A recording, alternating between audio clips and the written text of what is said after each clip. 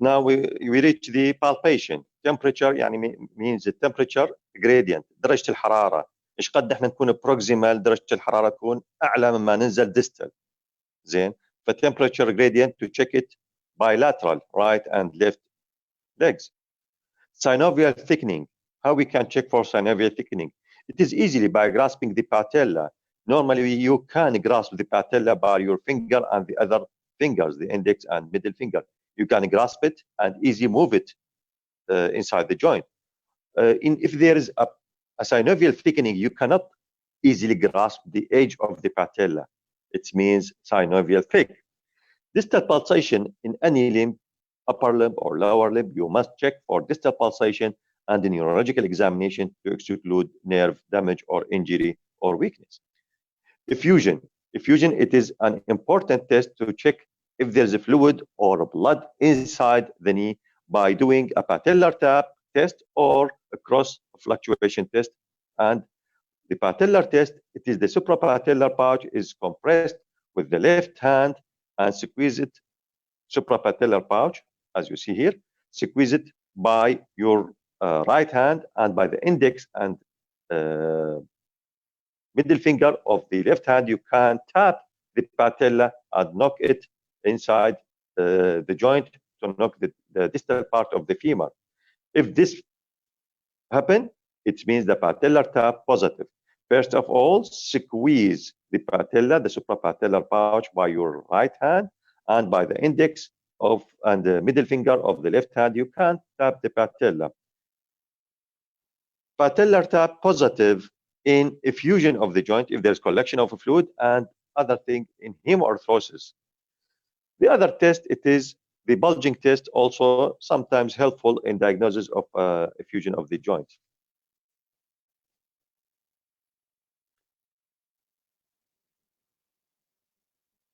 Palpation. Palpate the knee while in flexion position 90 degree and also palpate it in extension position. Palpation along the joint margin, starting away from the painful site usually. Tenderness medially may indicate a medial meniscus injury or medial collateral ligament injury. Tenderness laterally indicate lateral meniscus or lateral collateral ligament injury. Patellar tendon should be palpated in both extension and flexion.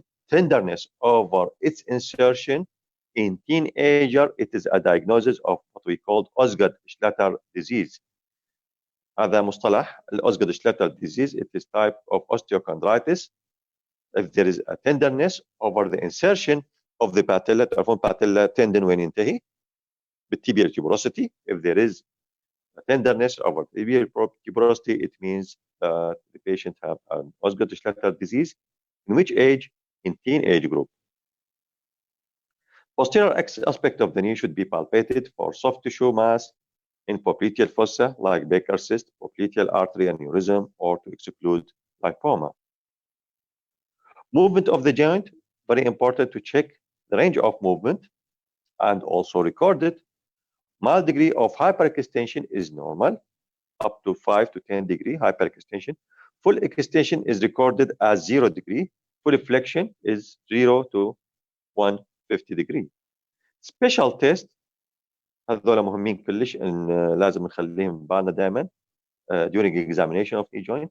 Stress test for medial and lateral collateral ligament. هذول special test for checking the medial and lateral collateral ligament called stress test. يا اما varus stress test or valgus stress test. For anterior cruciate ligament and posterior cruciate ligament, we have a drawer test and Lachman test. Also, we have a sac sign or special test for posterior cruciate ligament. نجي نشرح عليهم إن شاء الله في المستقبل. Meniscal cyst, for meniscus test, we have McMurray test, Apley test, Tisali test, and squatting test. هذا هو what we call posterior sag sign positive. It is sign of what? Posterior cruciate ligament injury. Anterior drawer test, how we can do it? The examiner sit on the foot of the patient. The examiner grasps the quadriceps muscle and the upper part of the leg. The two thumbs apply it on the tibial tuberosity and try to pull the leg forward. Try to pull the leg forward. If there is any movement, it is mean that this anterior drawer test positive. AXA. If you try to push it backward and you feel that the upper part of the tibia go backward, it means posterior cruciate ligament. Drawer test, anterior drawer for anterior cruciate and posterior drawer for posterior cruciate ligament. Lachman test. In semi-flexion position, the examiner grasp the thigh and the leg by both hands and try to move the tibia on the femur. Try to move the tibia on the femur. Not move the femur on the tibia.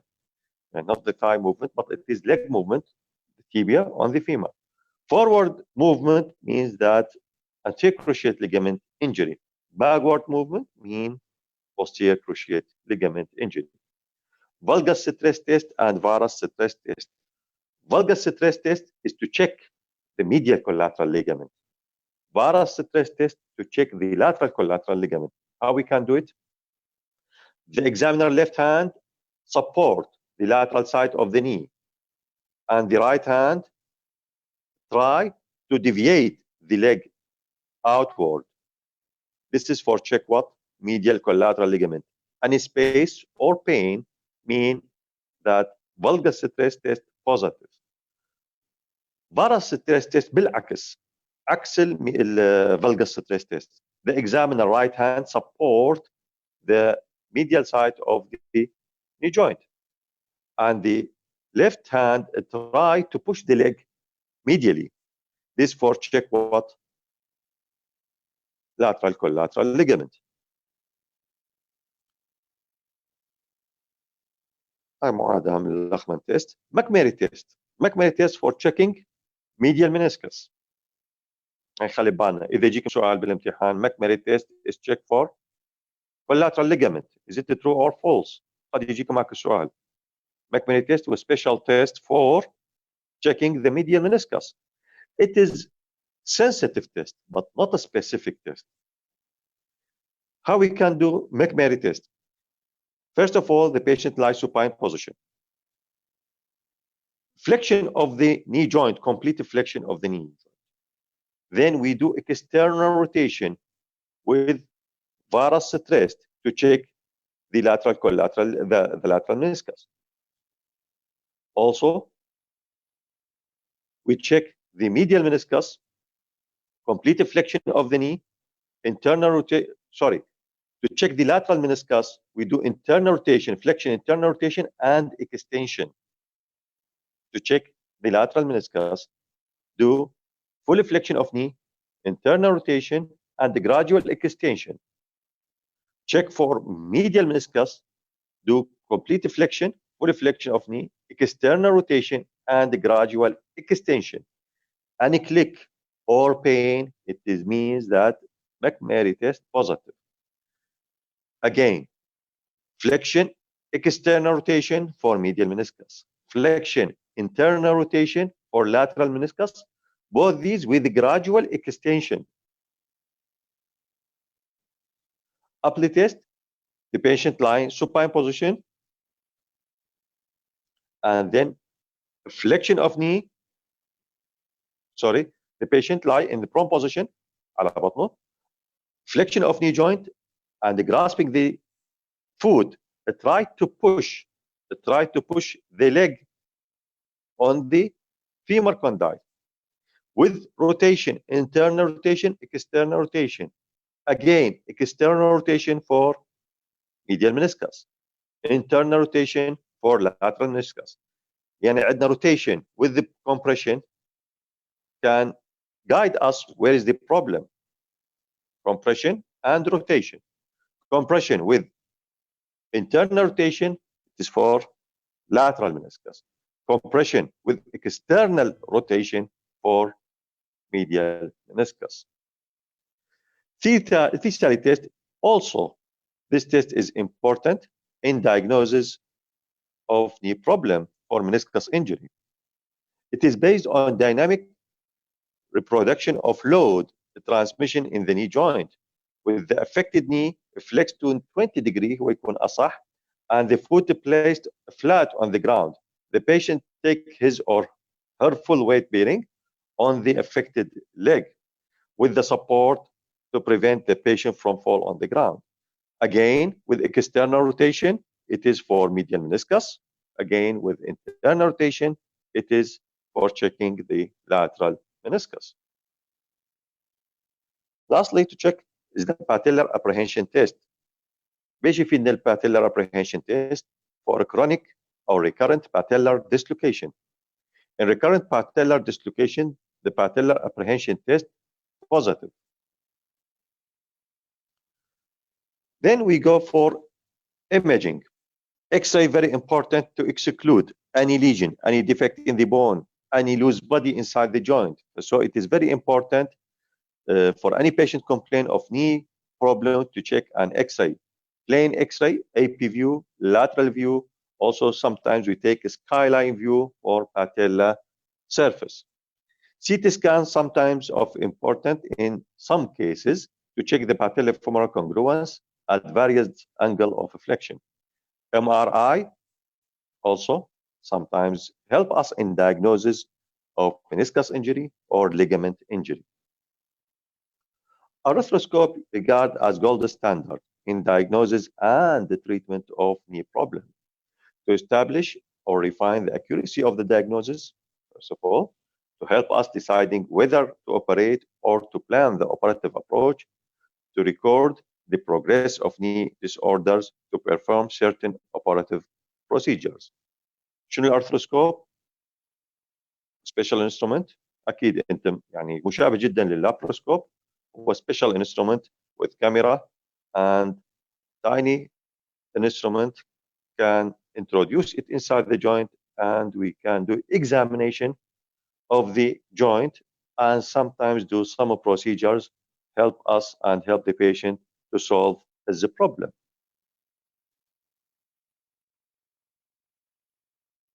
Indication for knee arthroscope. In meniscus tear, we can do excision or repair of the meniscus. Articular cartilage injury. In ligament injury, we can do repair like in ACL, anterior cruciate ligament reconstruction, removal of loose body or foreign body, lysis of adhesion, debridement of the joint in infection or osteoarthritis, irrigation out of infection, lateral release, cutting of the tissue to improve the patellar pain, fixation of the fracture if happen inside the joint, and for diagnosis. This is the indications for arthroscope of knee joint.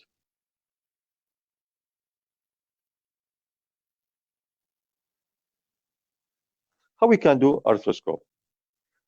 The first thing is to fill the joint with the fluid. Usually use normal saline. The examiner can enter the joint through small holes inside medial and lateral to the patellar tendon, and the examiner look for the joint as a whole. We look first for the medial compartment of knee and then to the lateral compartment of the knee, check the meniscus, medial meniscus, lateral meniscus, ACL, integrity of the inside the joint, and also we go to check the suprapatellar pouch if there is any adhesion or any foreign body, loose body inside the joint. And what we can see in the side, the joint, this is the patellar surface, and this is the femoral condyle. Also, this is the medial meniscus, femoral condyle, upper part of the tibia, and also you can see the anterior cruciate ligament, whether it is intact or injured. We can diagnose that meniscus, there is an injury of the meniscus or injury of the articular surface of the bone. If there is any osteoarthritis, as you see here, meniscus tear with osteoarthritis of knee. Also, here there is a scar inside the joint, and here diagnose that the ACL, anterior cruciate ligament, is completely turned or cut.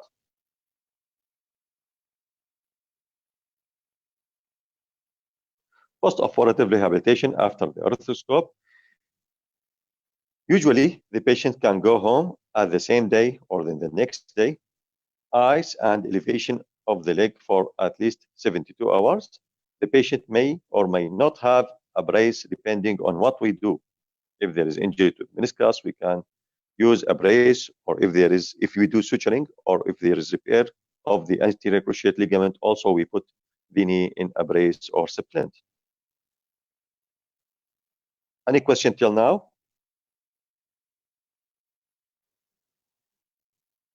طلاب؟ واضح دكتور. واضح. يعني هالاكزامينيشن اوف ني جوينت لازم نعرفها، لانه نحن راح نشيك الني according to the injury بعد ما ناخذ الايج، الاوكيوبيشن، duration of the injury or the symptoms اللي راح تقودنا بالضبط الى اشنو هو الدايجنوزز. زين عيني؟ فنحن الاكزامينيشن very important. And now we talk about the disease of the knee joint. اكو استفسار سؤال على الموضوع؟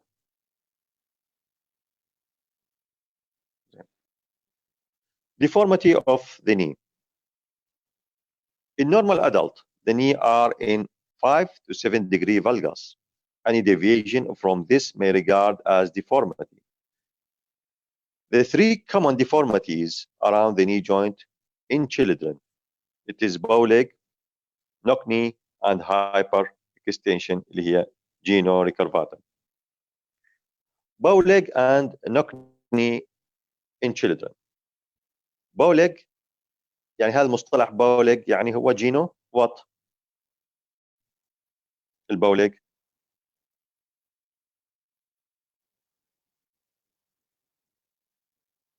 الباو ليج هو جينو فارم. The distance between the knee joint with the leg held in full extension and the heel together, the heel touching each other in standing position, the heel touch each other. We check the distance between the knee joint. It should be less than 6 centimeter. Knock knee or geno valgum, the distance between the medial malleoli when the knee joint is in touch, also standing position, knee joint in touch position, and we check the distance between the medial malleolus. If it is more than 8 cm, it is geno valgum. Types of bow leg and knock knee in children, not in adult, in children. We have physiological bow leg and knock knee. Both these two terms take together. Bow leg and knock knee in babies are so common that are considered to be normal stage of development. This deformity in children almost correct spontaneously by the age of 10 to 12 years. The parent should be reassured and the child should be seen at interval of 6 months to record the progress. Most of these conditions will correct itself after few months. In some cases, in severe deformity, surgical correction is indicated after this age by first stapling, ممكن نحتاج إلى الهيميفيزيوديسيس or osteotomy. As you see here, it is a physiological bow leg. Follow-up of the patient can lead to correction of the deformity. Severe type of geno valgum. And if we follow the patient, few months later, there is gradual correction of the deformity, as you see in these series of pictures. In severe condition, we can do correction of the deformity by a brace, ممكن, or by do stapling. Stapling هو clips. When a site to apply these staple, it is at the epiphysis and metaphysis. نحن الغاية هو نمسك أو to hold the epiphyseal plate. بأي اتجاه. When we have a genovalgum, we apply these staples medially. When we have a genovalgum, okay? So we can correct the deformity by stapling or by epiphysiodesis or by osteotomy to correct the deformity in severe cases. The other type, it is compensatory deformity. Varus or valgus rotational deformity of the proximal femur may lead to compensatory deformity of the knee and leg when the child starts to walk. So resistance anteversion of the femoral neck may be associated with squatting patella, genovalgum, and tibial torsion with valgus heel. Most of these cases corrected spontaneously by the end of the growth. Only in severe cases need, again, osteotomy. Pathological bow leg and knock knee. We can see it in skeletal dysplasia or ricket, in injuries of the epiphysis and epiphyseal growth plate injuries. Unilateral deformity is likely to be pathological. If the deformity is severe, operative correction is necessary. يعني احنا بنقول injury للابيفيسز. تتذكرون فد مصطلح يجي ببالكم هسه على مود الانجري اوف ذا ابيفيسز اللي هو يعتبر type of pathological bow leg and knock knee. في المحاضرات الأولى كنا أخذناها. من يتذكر منكم طلاب؟ الانجري of the epiphysis.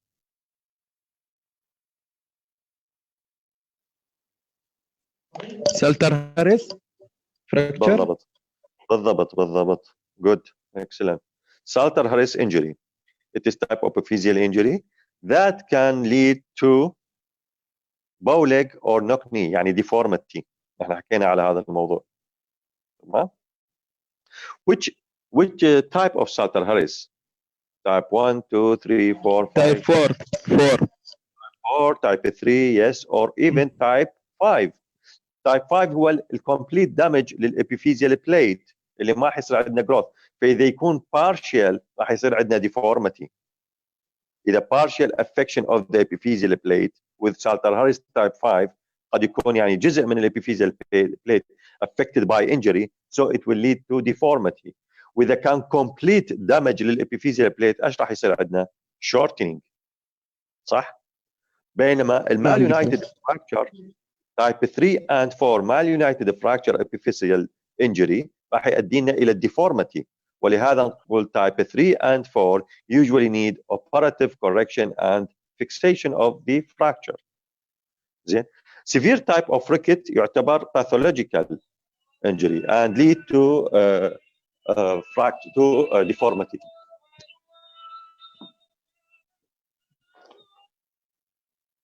Okay. As you see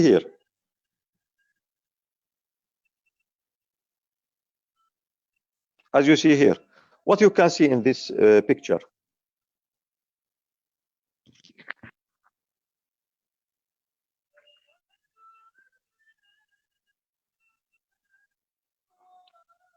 Genovalgum. Yes, severe deformity of the left leg below the knee joint. There is a deformity. Severe deformity, severe genovalgum deformity. And this, you suspect that it will correct by itself. أبدا ما راح تصلح by itself ولا يحتاج إلا الoperative correction. هون إيش راح نحتاج إلى الأوستيوتومي. يعني هون بعد حتى الستيبلينج ما يفيد. الستيبلينج هي تفيدنا في حالة النير ماتوريشن. زين نحن حتى نكبس على الابيفيزيال بليت باتجاه معين حتى يمنع الجروث بالاتجاه الآخر. فنختار العمر المناسب قريب على الماتوريشن we can do stippling حتى نأخر نمو الابيفيزيال بليت باتجاه معين. زين.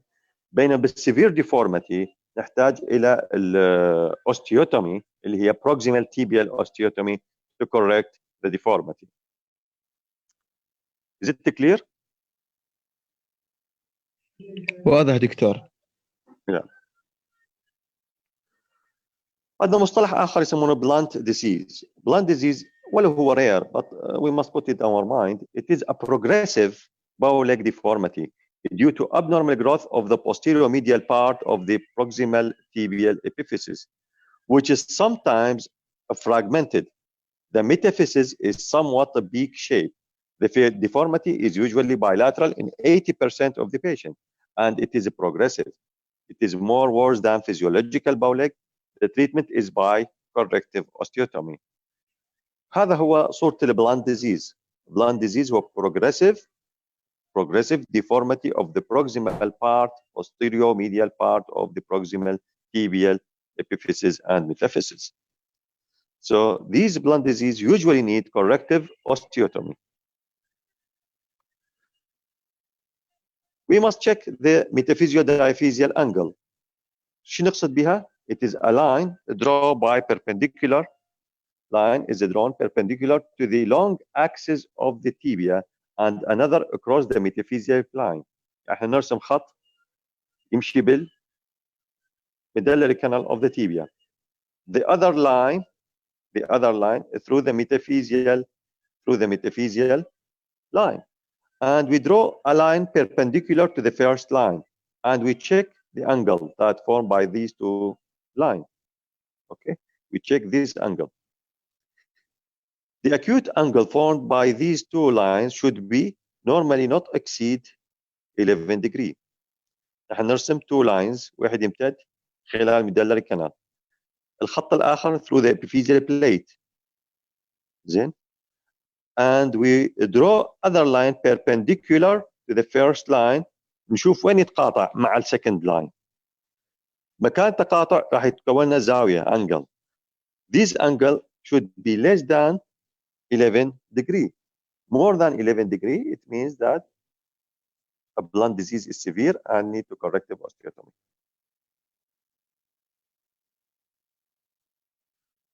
Genovarum and genovalgum in adult causes could be sequelae of childhood deformity, secondary to osteoarthritis, due to ligament injury, malunited fracture, or sometimes due to Paget disease.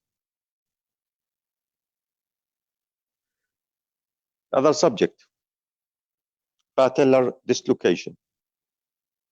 I think Dr. Muthanna talked about acute patellar dislocation. تمام؟ اي نعم دكتور. نحن لازم يعني نربط اول موضوع واحد acute and recurrent patellar dislocation. Acute patellar dislocation presented with history of trauma. The patient presented with severe pain, loss of movement, and diffusion and hemarthrosis of knee joint. Recurrent dislocation of the patella دائما يجينا with history of acute dislocation. زين. In traumatic dislocation of the patella, it is always dislocated laterally. Rare, very rare to dislocate it in other direction.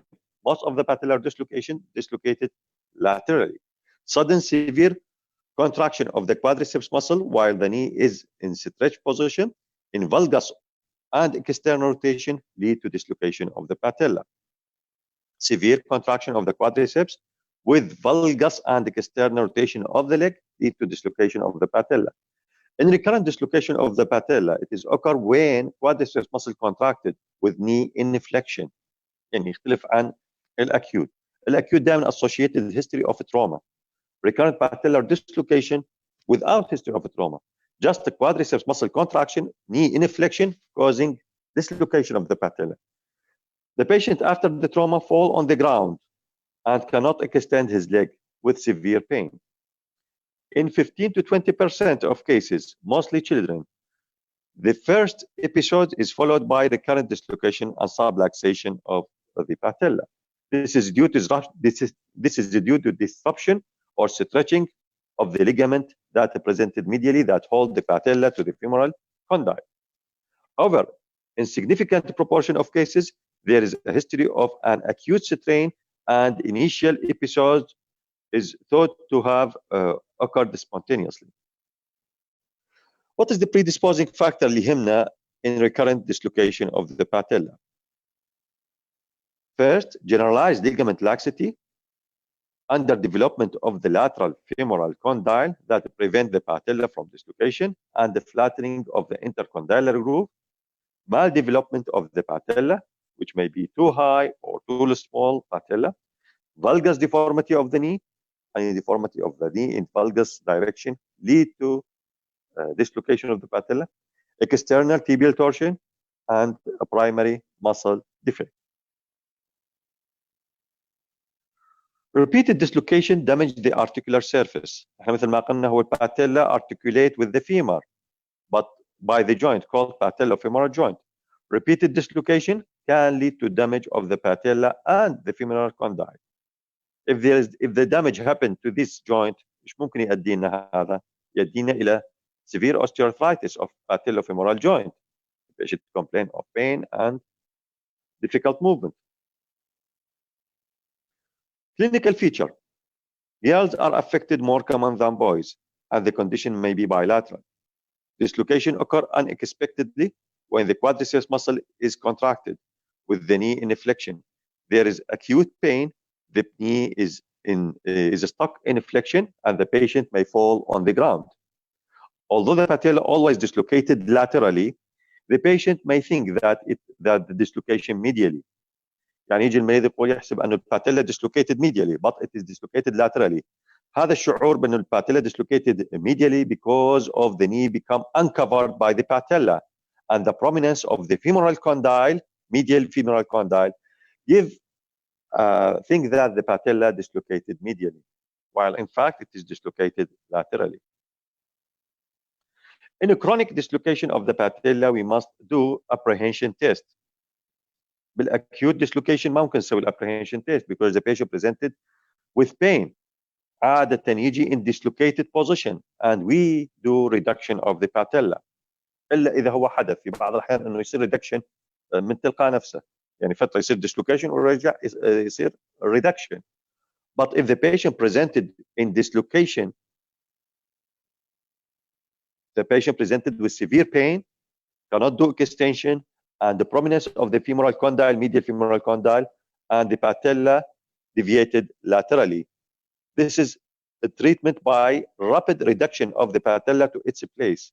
By pushing the patella from the lateral side to the medial side and the gradual extension, the patella will return back. A recurrent patellar dislocation. يجي المريض عنده history of pain. يقول أنا رجلي أو knee joint in lock position, but it is not real locking. زين. So how we can reach the diagnosis? By do patellar apprehension test. The patient lies supine position and the patella in semi-flexion. إذا نطيق نسوي patella 15-degree flexion, and we try to push the patella laterally.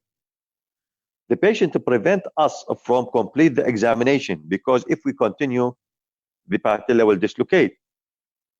He prevent the examiner to complete the examination, prevent the examiner to continue pushing the patella and deflection the knee. So this is called apprehension test positive. Again, apprehension test is the trial of the patient to prevent the examiner to complete the examination. When other apprehension test, another apprehension test in the upper limb, من يتذكر؟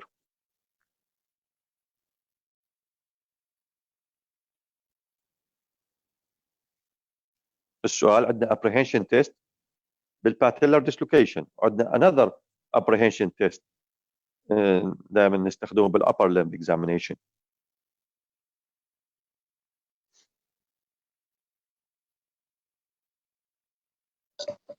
الكرانون dislocation؟ لا ما الكرانون. يعني apprehension test عندنا بالاوليكرانون dislocation مبين واضح هذاك، او عاده يكون acute بالالبو يسمونه dislocation. بعد من يعرف apprehension test orthopedic of upper limb.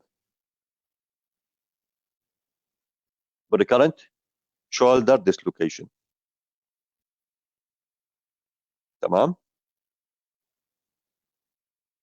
recurrent shoulder dislocation. Also, we have apprehension test. الإيميجينج الإكس-راي تفيدنا بالrecurrent patellar dislocation. Yes, it is of great importance to exclude loose body in the knee joint. The loose body ممكن ينشأ من osteochondral fracture. Lateral view with the knee slightly flexed may be diagnosed or may be show that the patella is located high. Tangential view can be used, اللي هم يسمونه skyline view, to check the sulcus angle and congruence angle of the patella in relation to the femoral condyle. MRI is helpful and may show sign of a previous patellofemoral soft tissue damage. Treatment. In acute dislocation, احنا اي dislocation ايش نسوي له؟ Reduction. And after reduction, we put the limb in cylinder, bag slab or POP, or anti-nonsteroidal anti-inflammatory drug with exercise. Reduction, exercise very important in acute dislocation. اللي يهمنا هو operative treatment in recurrent patellar dislocation. Operative treatment in recurrent patellar, not in acute, in recurrent patellar dislocation نحتاج إلى operation.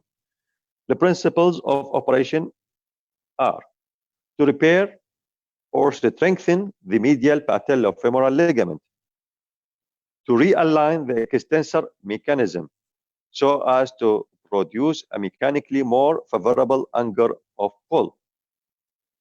هذول البروسيجر ممكن نحققهم بإيش؟ suprapatellar realignment or infrapatellar soft tissue realignment or infrapatellar bony realignment.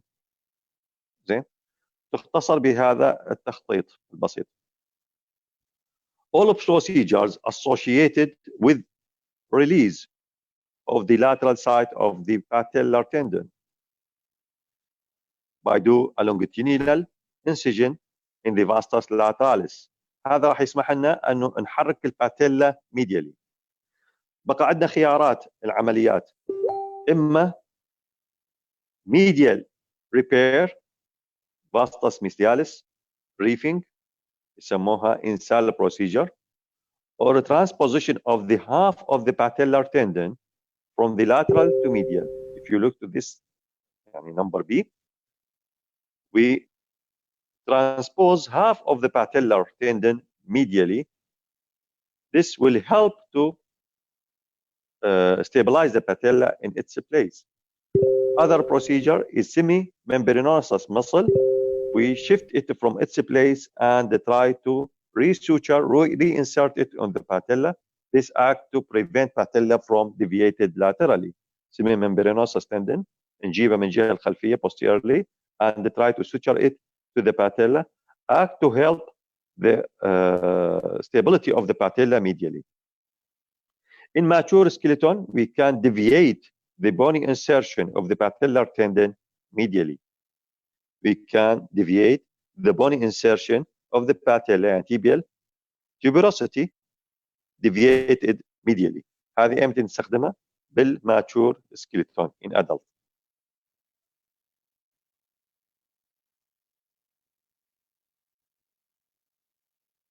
Patellectomy في بعض الأحيان تستخدم كطريقة بالrecurrent patellar dislocation، بس دائما نخلي بالنا انه هي ما دائما تسلم الجرة، ممكن يصير عندنا النوب dislocation of the patellar tendon.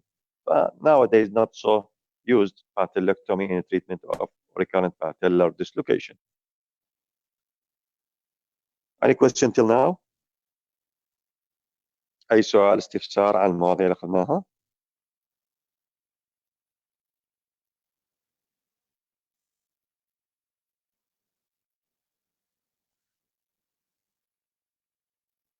Loose body.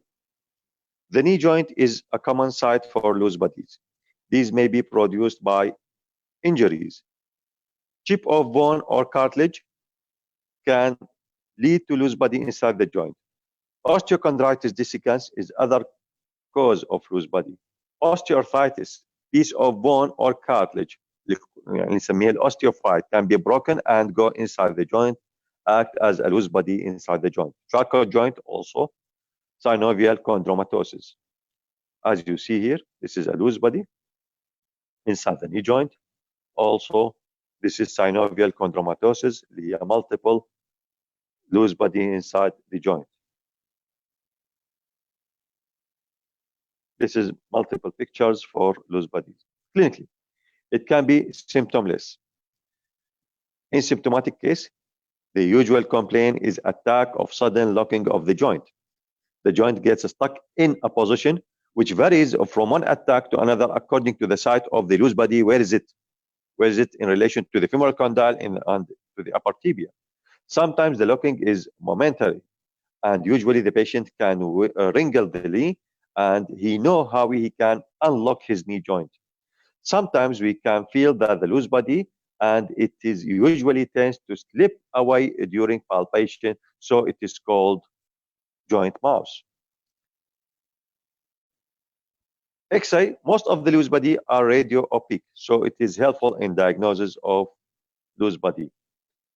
Treatment of loose body, removal of the loose body in symptomatic condition. This done by open removal or by arthroscopic removal. Very, very, very important subject called knee swelling. Knee swelling, we have 4 groups, A, B, C, D. A, it is a swelling of the entire knee joint. B, swelling in the front of the knee joint. C, swelling behind the knee, and bony swelling. We divide the swelling of knee joint to 4 groups. Swelling of the whole knee joint, swelling in the front of the joint, behind the joint, and bony swelling. What is the causes of swelling of the whole knee joint? We divide it into 2 groups. A, acute knee swelling. B, chronic knee joint swelling. The causes of acute knee joint swelling: post-traumatic hemoarthritis, whether torn ligament or injury articular surface or fracture. Could be patella fracture cause hemoarthrosis. Bleeding disorders, traumatic synovitis, acute aseptic arthritis, aseptic non-traumatic synovitis. As you see here, if you compare right to left, there is the swelling of the right knee joint, and also here it is a swelling of the right knee joint, and here a swelling of left knee joint. What is the difference between these 2 pictures? The swelling here associated with redness and look like an inflamed joint.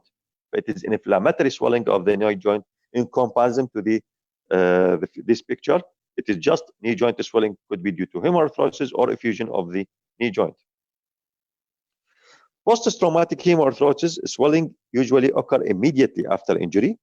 It means blood collected inside the joint. The knee is very painful and feel warm, tense, and tender. Later, there may be doughy sign feature. X-ray, it is important to detect any fracture, to exclude any fracture. And if there is no fracture, there is suspicion of the tear of the important ligament inside the joint, اللي هي ACL, oral posterior cruciate ligament. The treatment of a traumatic hemoarthrosis, aspiration under aseptic condition, grape bandage, quadriceps exercise, and non-steroidal anti-inflammatory drug. Any bleeding disorders, if the clotting factor available, so the treatment is the same. We can do aspiration. If the factor not available, aspiration يعتبر contraindication and better to be avoided. Traumatic synovitis injury may can stimulate reactive synovitis. Typically, the swelling appear only after some hours and subside spontaneously over a period of days. The knee may need to be supplanted for several days, and quadriceps exercise with non-steroidal anti-inflammatory drugs sometimes of helpful. In a huge swelling or a huge collection of fluid, sometimes we need aspiration of the joint. Aseptic non-traumatic synovitis, when نشوفها, in gout and pseudo-gout condition, can lead to aseptic non-traumatic condition causing inflammation and swelling of the joint with collection of fluid inside the joint. This can be diagnosed by aspiration, and by polarized microscope can be show the crystals inside the fluid. Treatment by rest and non-steroidal anti-inflammatory drugs for treatment and treatment for gout condition. If you look to these three pictures, what it means. This is aspiration of knee joint. It is a fluid aspiration, a clear fluid. And this hemoarthrosis, and also this is turbid aspiration of the joint. ممكن يكون هذا infection pus or gout arthritis.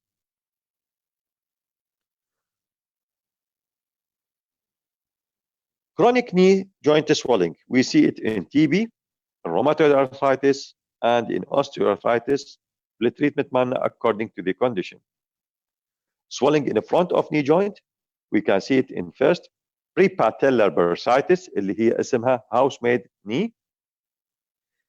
It is uninfected bursitis مهمة, not due to pressure, but the constant friction between the skin and the patella is seen in carpet layer and the floor clearance and in menias. Swelling is well circumscribed and fluctuant positive, but the joint is normal. It is extra-articular. Treatment is avoid kneeling, bandaging, occasionally need aspiration, and in chronic cases, sometimes need excision.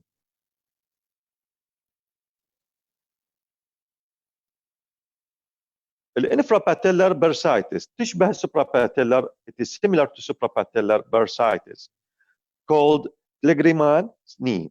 The swelling is superficial to the patellar tendon, more distal to the peripatellar bursitis. Peripatellar bursitis إذا نرجع عليها هي above the patella. The infrapatellar bursitis, it is below the peripatellar bursitis. It is called infrapatellar bursitis. Gout may play a role in developing this type of bursitis. Treatment is the same as peripatellar bursitis.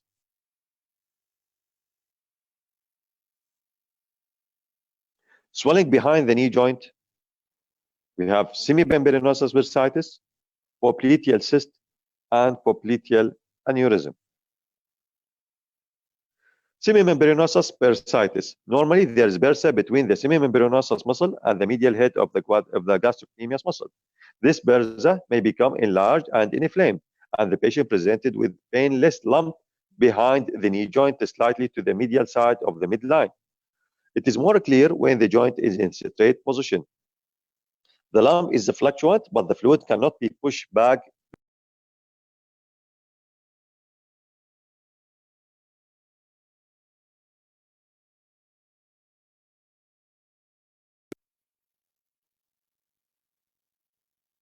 سوري، مشكلة الزوم.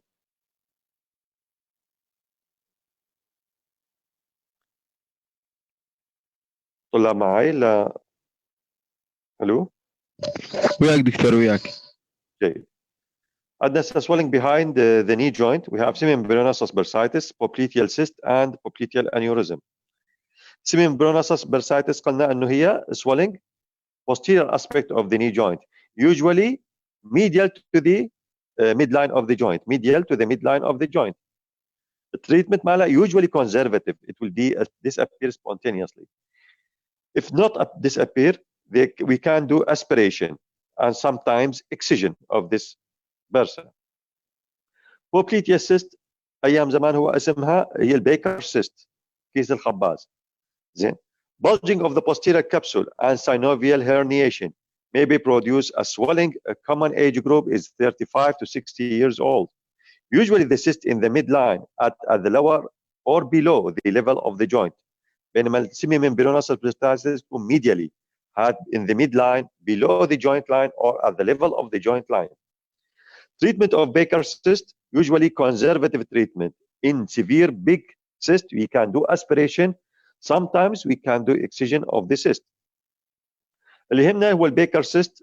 هو we can you must put it in your mind, and يفيدنا بالديفرنشال diagnosis of what? Of deep venous thrombosis. Rupture Baker cyst, the patient can presented with acute swelling of the leg. The features similar to deep venous thrombosis. So you must put in your mind in differential diagnosis of deep venous thrombosis اللي هو rupture Baker cyst. The Baker cyst was presented as a mass in the posterior aspect of the knee joint, below or at the level of the joint line. It is in the medial side.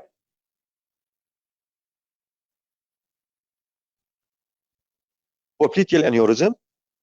الانيوريزم تعرفون وسط ما كانت تحدث بالارتريز ممكن تحدث بالبوبليتيال artery. This is commonest limb aneurysm and sometimes bilateral. It is essential to examine any lump behind the knee joint for what? For pulsation. Thrombosed popliteal aneurysm does not pulsate it, but it feel almost solid. So thrombosed popliteal aneurysm we must put in our mind in some cases of lesion behind the knee joint. Bone swelling, we have two types. Osteochondroma اللي هو benign tumor. The other name هي cartilage cap exostosis, and other is Osgood-Schlatter disease اللي هي نشوفها بالadolescence اللي تكون lump on the anterior aspect of the knee joint, on the insertion of the patellar tendon, on the patellar tuberosity, on the tibial tuberosity, sorry. وهذا كنا حكينا عليهم راح نحكي عليهم ان شاء الله. الاوستيوكوندروما بالبون تيومرز واوزغوت-شلاتر ديزيز عندنا موضوع خاص بها. الاوستيوكوندروما هو benign tumor exostosis usually away from the joint line. It is the other name, it is cartilage cap exostosis. The other name is cartilage cap exostosis.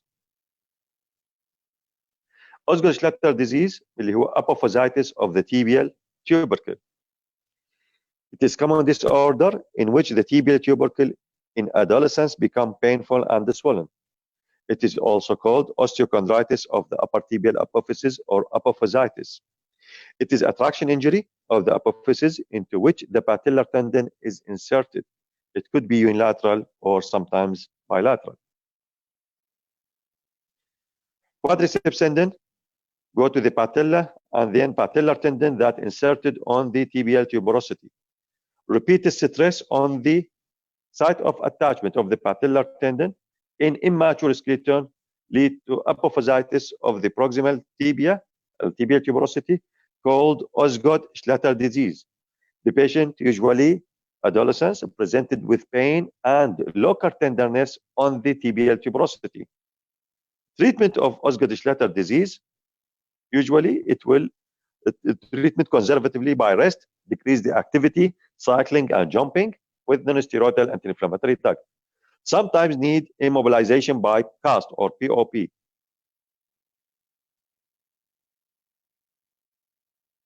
Lastly, إن شاء الله نتحدث عن المنسكس lesion, injury of the meniscus. There are two. بالبداية حكينا على المنسكاي اللي هي عندنا الميديال and lateral meniscus.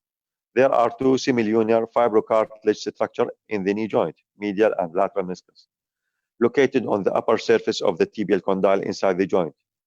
They have an important role in increase the stability of knee joint and improve articular congruency, distribute the load during this walking, act as a shock absorber, prevent impingement of the capsule of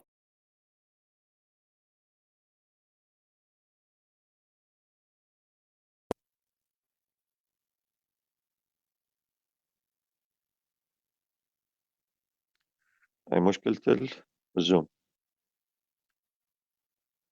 During weight bearing, at least 50% of the contact stress are taken by menisci when the knee loaded in extension, raising to 90% when the knee in flexion position.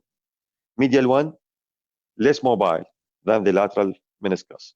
This is why the medial meniscus lesion is more common than the lateral meniscus. Tear of the meniscus consists of circumferential fibrous tissue held by few radial strands. It is more likely to tear in the longitudinal direction more than in the cross direction. The meniscus is usually split in length by force of a grinding between the femur and the tibia. The mechanism of injury is that weight is being taken on the flexed knee and there is a twisting strain affecting the meniscus. The pathology. Usually the lesion appear in a vertical split in the length of the meniscus. If the separated segment is still attached in the front and behind, it is called bucket handle tear. Bucket handle tear is longitudinal tear of the meniscus that attached anteriorly and posteriorly. bucket handle هو يدة السطل. زين. If the tear emerges from the free edge of the meniscus as a tongue and it is based anteriorly, it is called anterior horn tear. If it is based posteriorly, called posterior horn tear. We have a different shape of meniscus injury. First is longitudinal tear attached anteriorly and posterior called bucket handle tear, and the other based anteriorly called anterior tongue or anterior tear, and the other based posteriorly called posterior meniscus tear. The torn portion sometimes displays to the center of the joint and become jammed between the femur and the tibia, causing locking. It acts as a loose body, which is block the knee from complete extension. Most of the meniscus is avascular, and the spontaneous repair is uncommon unless the tear is in the outer third, near the red zone. The loose piece acts as a mechanical irritant, giving rise to recurrent synovial effusion and secondary osteoarthritis. Clinically, usually seen in young adult with a twisting injury to the knee. On a sport field, the patient usually have a pain at knee joint, sometimes has a history of locking. Swelling appears some hours after the injury. With rest, the symptoms subside, and it will recur periodically after trivial twisting. Sometimes the patient have a history of giving away. Locking is a sudden inability to extend the knee. It suggests bucket handle tear. After exclusion, of course, of loose body. ممكن عندنا يكون loose body with meniscus injury. Loose body can cause lock knee with meniscus injury, sometimes associated. After exclusion of loose body, the meniscus injury can cause locking of knee joint. Examination, the joint is held slightly flexed. Effusion of the joint sometimes seen. Quadriceps twisting, it is sign of chronicity. Tenderness on the medial joint line, mainly medially, because the injury mostly in the medial meniscus. The joint line tenderness sometimes positive. Locking sometimes present if there is a bucket handle injury. Also, we must do McMurray test, Apley test, T-Sally test to exclude an injury. We talk about the McMurray test and how we can do it in the beginning of the lecture. Also, we do Apley test and T-Sally test. Combination of these 3 or 4 clinical tests can help us to reach the diagnosis, because we have no accurate test for meniscus injury, but combination of these 3 or 4 tests can help us to reach the diagnosis of meniscus injury. T-Sally test is more accurate, then Apley test, and lastly McMurray test that help us in diagnosis of meniscus lesion. الانفستيجيشن نحتاج هو plain X-ray to exclude a fracture and to exclude loose body. Joint arthrogram nowadays not further used. MRI is of great helpful in diagnosis, and the gold standard is arthroscopy that can diagnose the problem and treat the condition. In MRI, you see there is a radiolucency here, and you can see the clear injury of the meniscus. Differential diagnosis for meniscus injury. Loose body, first of all, you must exclude it. The current patellar dislocation, we can do or perform apprehension test. Fracture of tibial spine, avulsion fracture, a site of attachment of anterior cruciate ligament called tibial spine, not a tibial tuberosity, tibial spine. Torn of the ACL, We can reach it by anterior drawer test positive. Partial tear of medial collateral ligament, valgus stress test هون راح يكون positive, and distraction test also positive. Sometimes we face a two problem, meniscus injury and cruciate ligament injury in the same patient. Treatment for locking, sometimes the knee unlocked spontaneously after the meniscus injury. If not, passive flexion of the knee joint with rotation can unlock the knee joint. Conservative treatment by rest, analgesia, quadriceps exercise is very important and can solve a lot of a problem. Operative treatment, it is indicated in the joint if the joint is unlocked and if the symptoms recur. Operative treatment here near the periphery of the meniscus, which has capacity of the healing. We can do suturing of the meniscus by arthroscope or by direct suturing. Here, which is not in the peripheral part, deal with it by excision, partial meniscectomy, and release of the bucket handle lesion. Total meniscectomy is nowadays not so helpful, and it may lead to secondary osteoarthritis, and we must avoid total meniscectomy.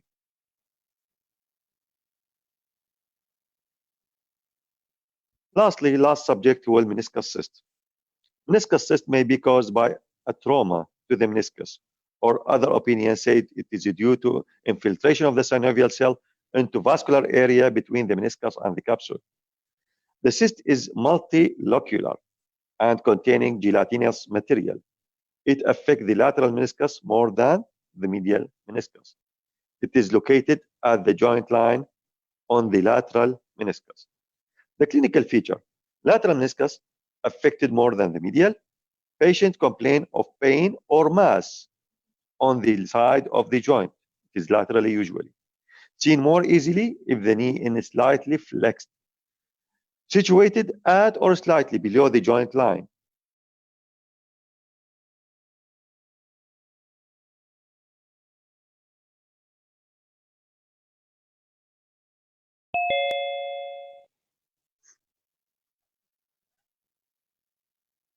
دكتور، ما عندنا محاضرة الرتبل جوينت أو الرتبل هيب عندنا نعم، irritable hip.